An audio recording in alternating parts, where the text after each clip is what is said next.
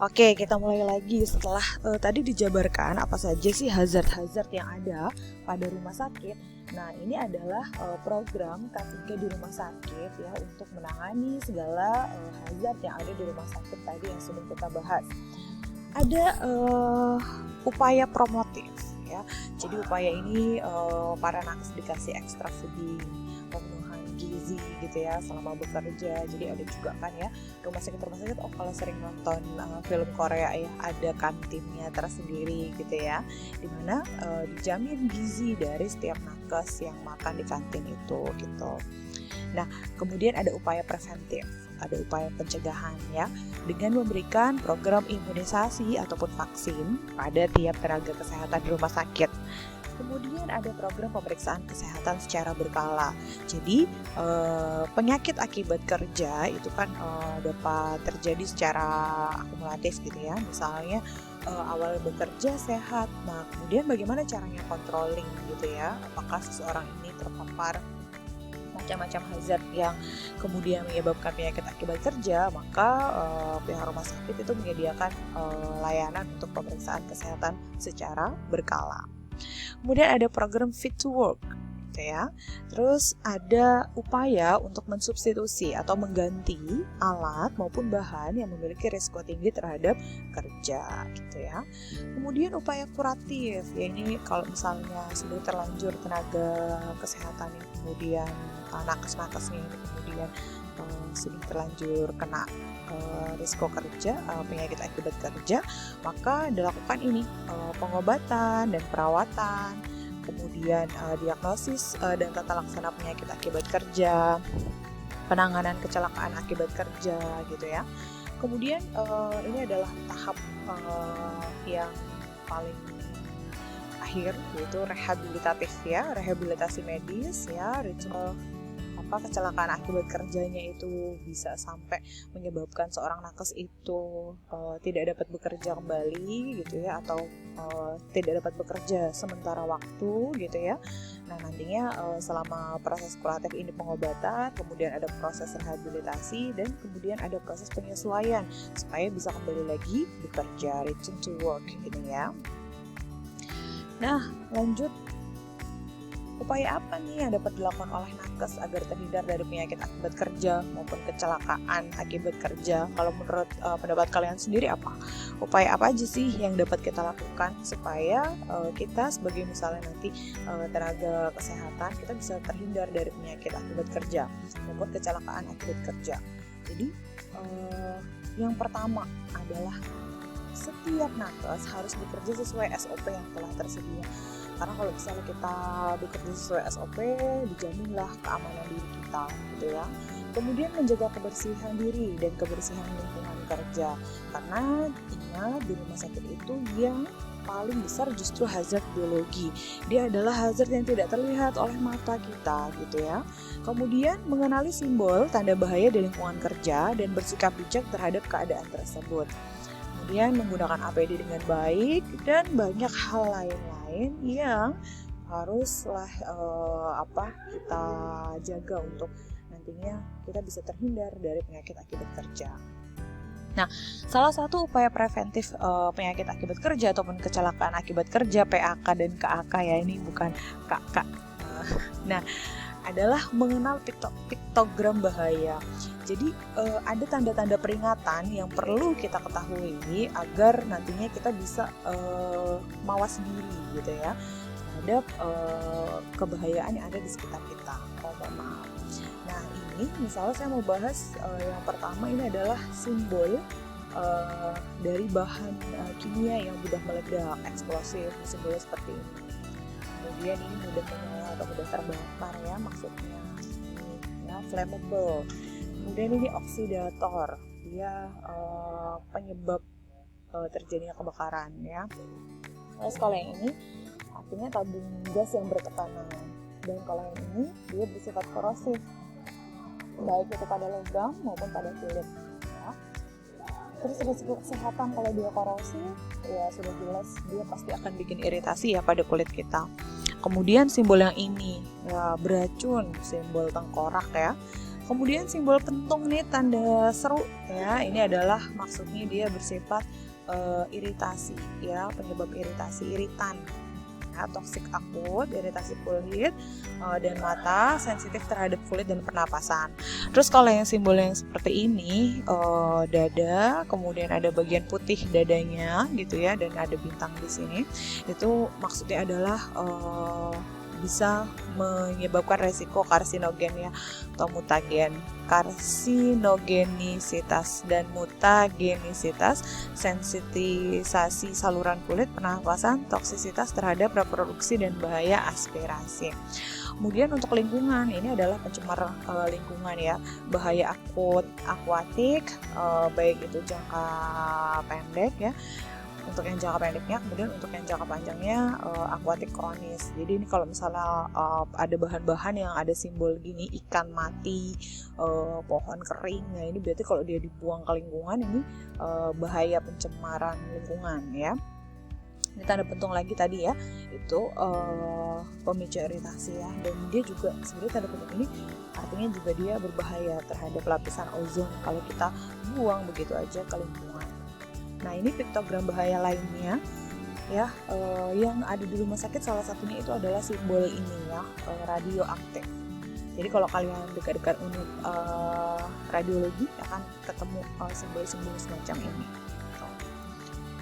Terus ini adalah piktogram bahaya lainnya. Jadi ada daerah-daerah tertentu gitu ya yang diberikan piktogram seperti ini. Ini maksudnya daerah ini dilarang masuk, yang ini dilarang merokok, yang sebelah sini dilarang masuk ya. Kemudian ini dilarang menyalakan api, terus ini dilarang menyiramnya dengan air. Jadi kalau terjadi kebakaran di area ini jangan disiram dengan air, karena mungkin area itu adalah area kelistrikan ya. Jadi kalau misalnya sumber apinya dari listrik, disiram dengan air itu tidak jadi solusi gitu ya, malah semakin membahayakan. Ini dilarang minum di sini. Kemudian ini bukan untuk area pejalan kaki. Ini biasanya di depan laboratorium ya, dilarang masuk kalau nggak pakai APD secara lengkap karena areanya bahaya nih.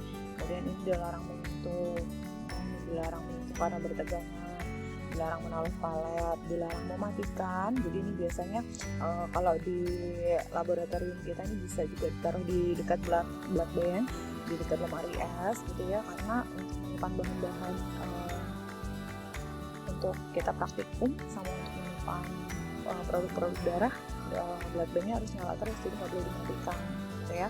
Nah ini juga berarti kalau di BDRS ada nih di dekat blood banknya, karena dia harus nyala terus gitu ya. Kalau mati ya jelas seluruh produk darah di dalamnya kemudian tidak layak digunakan lagi gitu kan ya. Tapi kalau misalnya mati listrik, nah biasa kalau di rumah sakit itu tadi ya punya genset, jadi masih bisa diupayakan. Nah, kemudian dilarang menyalakan ponsel. Kemudian ada lagi dilarang makan dan minum. Nah ini ada di laboratorium ya, tidak boleh makan, tidak boleh minum, dilarang menggunakan alas kaki, dilarang menyemprot dengan air ya, rambut panjang dilarang. Waduh, nah ini berarti harus pakai apa? Mop cap ya. Kemudian dilarang pakai perhiasan. Sebenarnya kita juga di lab menyarankan untuk kalau kita nge-lab nggak pakai perhiasan gitu. Karena apa?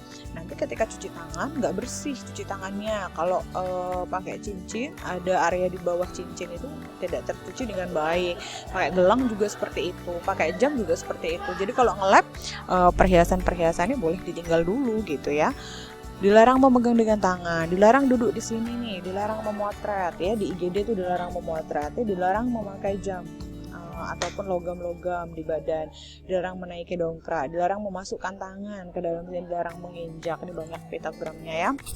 Nah, terus ini ada piktogram bahaya yang biasanya ada pada bahan-bahan kimia yang kita gunakan gitu ya. Nah, jadi ini kalau simbol F itu untuk fire hazard ya, bahaya terjadinya kebakaran. Nanti kalau di sebelah sini ada angkanya gitu ya, misalnya 0 berarti dia tidak akan terbakar ya. Tapi kalau misalnya dia sampai 4 angkanya di dekat F ini, berarti dia sangat-sangat mudah terbakar gitu ya. Terus yang R ini reactivity hazard ya, bahayanya dia reaktif, sangat mudah bereaksi. Nah kalau dia nilainya 0 di sini, berarti dia posisinya stabil, sulit bereaksi. Apa aja tuh yang sulit bereaksi? Misalnya kalau bahan kimia itu gas mulia gitu ya. Nah Terus kalau dia posisinya 4 berarti sangat-sangat mudah bereaksi. Terus ini health hazard ya, bahaya kesehatan. Kalau dia 0 berarti dia normal materials, dia nggak apa-apa terhadap, nggak berdampak pada kesehatan kita. Tapi kalau misalnya sampai 4 nilainya berarti dia mematikan gitu ya. Oke. Nah, ini adalah pedoman penulisan atau petunjuk instruksi di rumah sakit.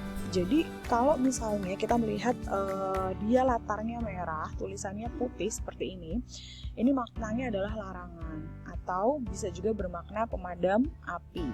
Kalau kita menggunakan latar yang kuning, warna belakang atau warna dasarnya kuning, tulisannya warna hitam, itu artinya adalah maknanya perhatian atau waspada. Berarti tulisan yang di dalam sini itu adalah bentuk himbauan gitu ya.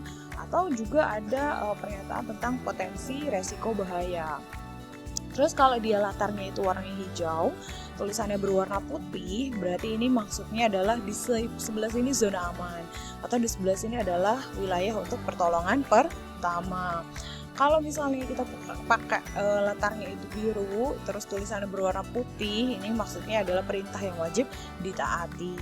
Terus kalau latarnya putih, tulisannya hitam, berarti ini adalah informasi umum. Jadi kalau kita melihat petunjuk-petunjuk di rumah sakit itu ada aturan bakunya, jadi nggak sembarangan mereka memberikan tulisan tentang perhatian atau waspada. Nggak boleh latarnya wajib saya suka ungu, nggak boleh, karena orang juga sudah terbiasa gitu ya. Kalau latarnya kuning tulisannya hitam itu berarti harus ada yang diwaspadai. Jadi mindset orang-orang juga sebenarnya sudah terbentuk seperti itu karena sudah sering dituliskan seperti itu. Makanya itu jadi sebuah aturan dalam penulisannya gitu ya. Nah, kemudian ini menjaga kebersihan diri dan lingkungan menjadi salah satu upaya preventif ya dari terjadinya penyakit akibat kerja dan kecelakaan akibat kerja. Nah, mencuci tangan sesuai dengan 5 momen cuci tangan, yaitu 2 sebelum dan 3 sesudah melakukan aktivitas. Itu kalau untuk nakes sendiri sudah dibuat peraturannya sebelum bersentuhan dengan pasien, sebelum melakukan tindakan, sesudah bersentuhan dengan cairan tubuh pasien, sesudah bersentuhan dengan pasien, dan sesudah bersentuhan dengan lingkungan pasien. Nah, kalau untuk teknisi pelayanan darah sendiri itu bagaimana? Sebelum bersentuhan dengan pendonor, sebelum melakukan tindakan ya, baik itu nantinya aftaf, uji silang serasi, crossmed gitu ya. Kemudian uji saring IMLTD ini kurang ya. Terus sesudah bersentuhan dengan pendonor, sesudah bersentuhan dengan produk darah, sesudah bersentuhan dengan lingkungan kerja, laboratorium, dan lain-lain. Nah, bahan antiseptik yang digunakan untuk cuci tangan kita bagi jadi 2, hand rub dan hand wash. Nah, kalau hand rub itu basicnya alkohol sebagai antiseptik dan glycerin sebagai pelembutnya. Nah, biasanya kalau kalian sekarang area-area pandemi gini kan suka cari antis gitu ya, yang pokoknya disemprot terus kita nggak usah bilas lagi dengan air, itu hand rub ya. Sedangkan kalau yang hand wash itu basicnya sabun. Jadi kita harus setelah pakai ya harus cuci tangan, cuci pakai air gitu ya. Dan sebenarnya pemerintah lebih aman bagi kita, lebih menyarankan ke yang hand wash kayak gitu ya. Walaupun kalau bagi nakes itu ya memang pilihan kedua-duanya memang harus dilakukan. Ada momen-momen tertentu kapan pakai hand rub, kapan perlu menggunakan hand wash gitu. Walaupun hand wash dinyatakan lebih efektif, tapi memang tetap tentang kepraktisannya ya yang masih lebih praktis yang hand rub. Kapan mau mencuci tangan yang tepat ya untuk memakai hand rub dan hand wash? Jadi hand rub itu biasanya kita pakai ketika tangan tuh nggak terlihat kotor ya, jadi kayaknya tangannya bersih gitu ya. Kalau hand wash itu pas tangannya terlihat kotor. Biasa kalau di rumah sakit pemisahannya seperti ini. Tetapi saat musim corona kayak gini, tangan terlihat bersih pun memang lebih disarankan hand wash ya, karena secara statistik hand wash ternyata lebih melindungi, lebih memberikan perlindungan gitu daripada hand rub ya. Nah, ini adalah momen cuci tangan, waktu cuci tangan dan step by step cuci tangannya ya. Jadi ini nomor 1 ini biasanya nggak saya hitung sebagai 1 ya. Jadi step by step cuci tangan itu cuma ada 1, 2, 3, 4, 5, 6 ini. ya. Nah, nanti yang ini gambarnya agak salah. Jadi ketika kita menekan hand rub maupun hand wash, itu kalau bisa menekan punggung tangan yang ini, bukan telapak tangannya gitu ya. Karena punggung tangan ini area yang kita duga lebih